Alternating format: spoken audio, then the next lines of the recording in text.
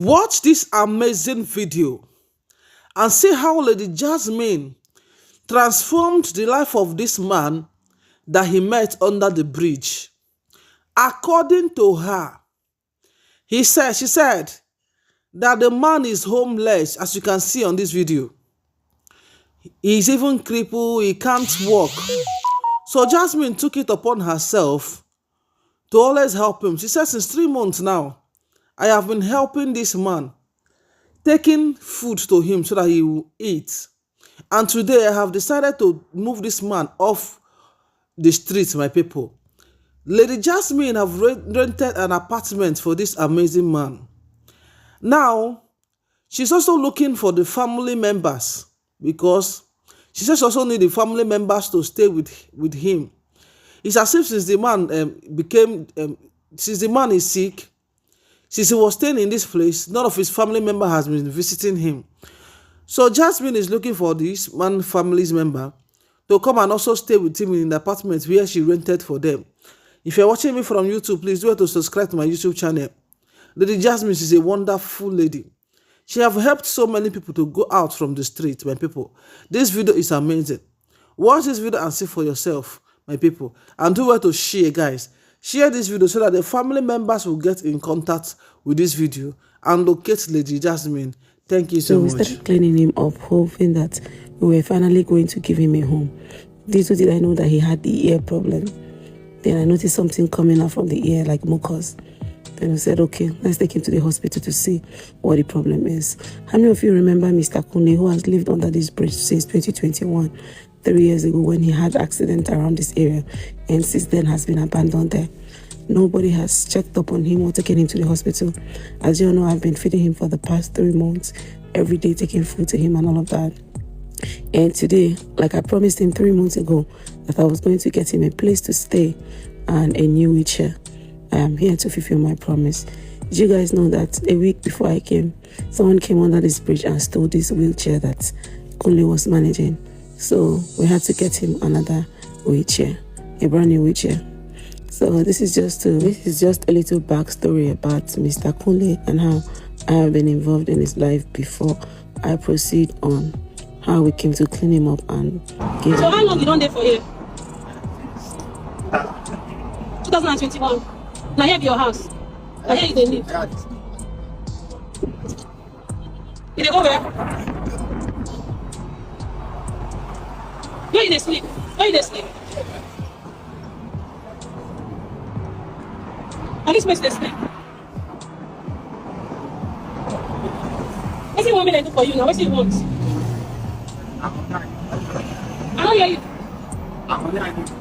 Okay. So as you heard, he told me he was looking for money to get an accommodation or get a place to stay, and he was also looking for money to be able to feed himself well. But rather than giving him money, I decided to rent a place for him and also get him a new wheelchair, since, as you guys can notice, when I came here to fulfill my promise, there was no wheelchair with Mr. Kunle. He started crawling from one point to another point because somebody came under this bridge and stole his wheelchair. If you also look closer, you realize he has some slight problem on his leg, which will be taken care of. Thank God for Lancet Homes, who recently reached out to me and offered me ₦1 million to help take one homeless person out of the street. So when I got that money, I remembered I made a promise to one homeless man that has lived under this bridge for 3 years, and I said that would be the first person I would like to start with. So today we came straight to Mr. Kunle under this bridge. Before I say anything further, I'd like to say that Mr. Kunle is in a good state of mind. I had a good conversation with him. He knows where he's from. He's a Yoruba man. He knows his village, he knows his community, but he has lost touch with his family for a very long time because he left home and then didn't know he was never going back home after he had this accident. So if you're watching this video at this point, I'd appreciate if you share this video, tag as many people as possible until Mr. Kunle reconnects with his family. Even though we're giving him home today, we still need to be in touch with his family because he doesn't have any contact of anybody. He doesn't have a phone. So I'd appreciate if everybody shares this video until Mr. Kunle gets in touch with his family or his family gets in touch with him, so that I won't try to help someone and also be at risk, because if anything happens, there's nobody to reach out to. So on this third day, we came with this brand new wheelchair sponsored by Lancet Homes, and we took this wheelchair to Mr. Kunle, and I went with my barber, who took her time to barb his hair.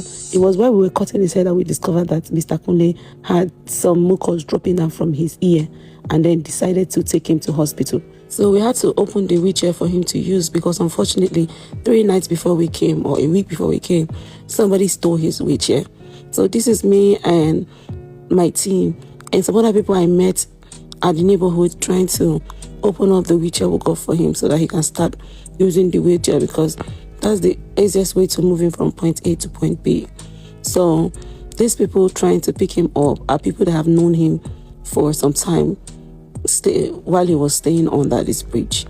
They followed me to the first hospital that was just a stone throw close to the bridge, and we all set out to head for the hospital to find out what exactly was the reason for the mucus coming out from his ear, and to also know if he has other health challenges, since he has lived under this dirty environment for a very, very long time.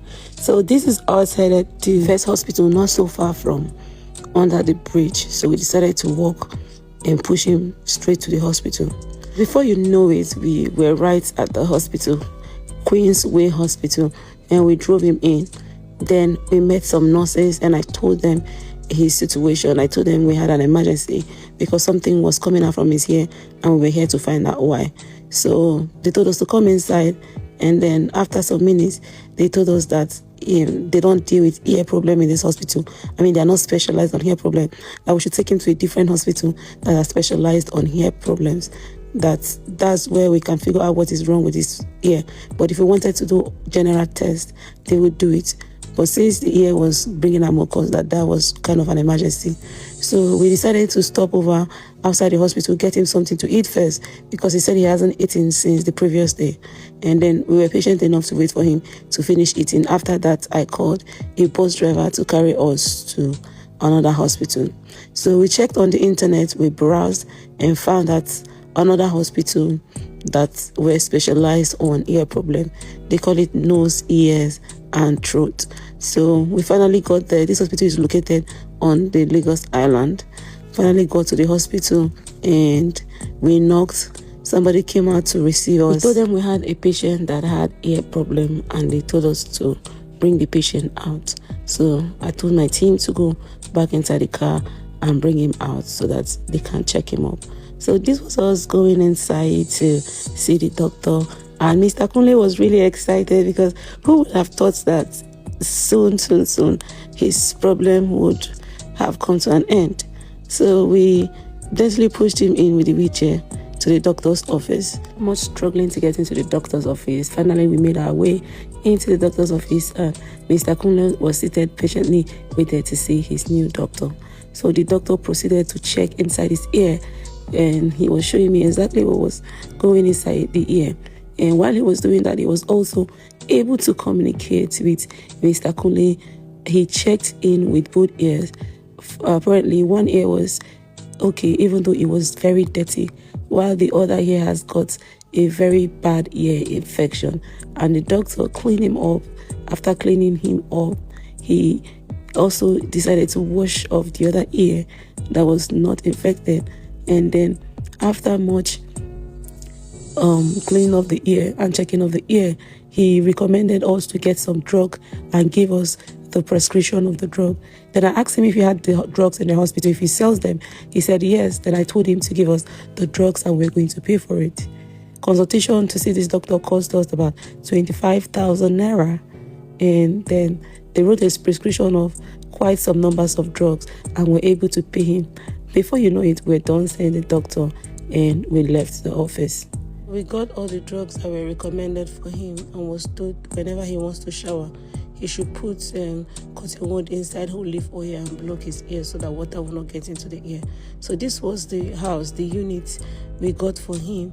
And then we came back straight to the house and took him to the house so that we can get him to shower and get him a place to sleep. So now Mr. Kunle will not be sleeping under the bridge, neither will he be found under the bridge. Before we got to the house, we went to the market and got a lot of food stuff that cost us over 130,000 naira. The initial one